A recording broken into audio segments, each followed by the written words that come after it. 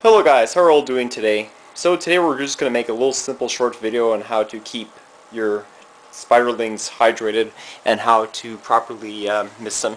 So I have about 3 teas right here. I have my blue fang, my burgundy skeleton, and my ribbed tree spider. So this is very simple how to keep them hydrated. At this size I never offer a water dish because the slings can drown. So what I have here is I have a little cup of water. This is very warm water. And I have a little eyedropper that I use. So this is all you need to do for the slings. Here's my little blue fang. So dip the water in here.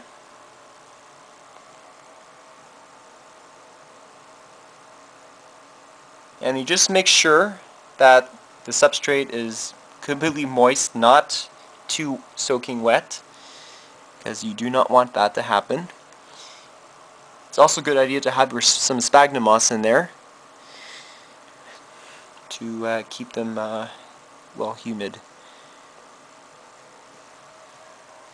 So I think that's enough. You can actually see the condensation starting to go in. Just give a little bit one more drop here and that'll be fine. There, that's it. Okay, now for the rufescens, same thing. This time I'll show you at a different angle.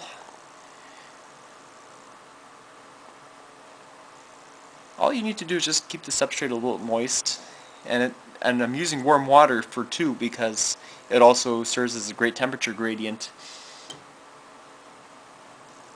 And that's why I don't use any heat mats too. Just make sure you don't sweat the tea, because the teas can be very pissed off. There we go. As you can see, it's just not too wet, not too dry. Just right. And I guess I'll do the Irisefi Hiroko. Oh boy. Okay, she's gonna be a little tough cookie to maneuver. It's actually a pretty cool tea. It's trying to fight. And these get a really defensive as adults. You know, get having a 4-inch leg span. Just able to just make sure to keep the web a little moist. There we go. I think that should be fine. That's basically how you do it. Very, very simple. And other news, I have a little somber news to tell you. My Antinous isn't doing very well. Noticed her legs are starting to become curled up. So this is her old container. It's kept way, way too dry. So what I'm going to do is I'm going to be putting her in one with a constricted ventilation, such as this shoebox enclosure, 6 liters. Very, very simple. I already set it up already. Just a cork bark so she can hide under there, and some Eco Earth, the brick. And basically that's it. So gonna change the new enclosure. I think this will do fine for her. That way, because Pamphobetea species really need high humidity, just like your T Blondi, to survive. So hopefully when she's doing well in a couple of days, I'll leave her for around a day or two. And I'll transfer her, and then I'll do a rehouse video of my Brachypelma auratum. They're getting really huge, and they're due for an enclosure. There's one, and there's two. This one could be in pre-molts. Getting really fat, but they're awesome. Alright, so this is the next day after I did the watering video.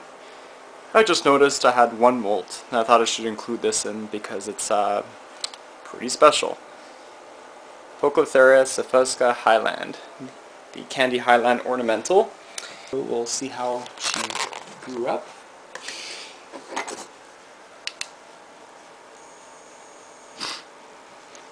Just look at that. My goodness, she is very gorgeous. Just look at the black and the gold legs and the hair. I do believe it might be a female. I'm not so sure, but I knew she would molt, and I kind of expected that she would. So I thought to share with you this little snippet of newly molted P subfusca Highland, as well as the how to water your slings and how to keep them hydrated. Awesome. And this takes me back a long time. Back to 1996. This was my 4th tarantula, a Brachypelma amelia. This ended up being a mature male. So I thought I should share it with you because it's such an old pick. And probably most of you were probably born around this time. And I would think I was 14 years old at the time. That's my 4th T. The first T I ever got was G. rosea. Then I had a bunch of Avix and B. Smithy and this one. Plus that curly hair, which still is alive and kicking. So anyways, I hope you enjoyed this video, and thanks for watching.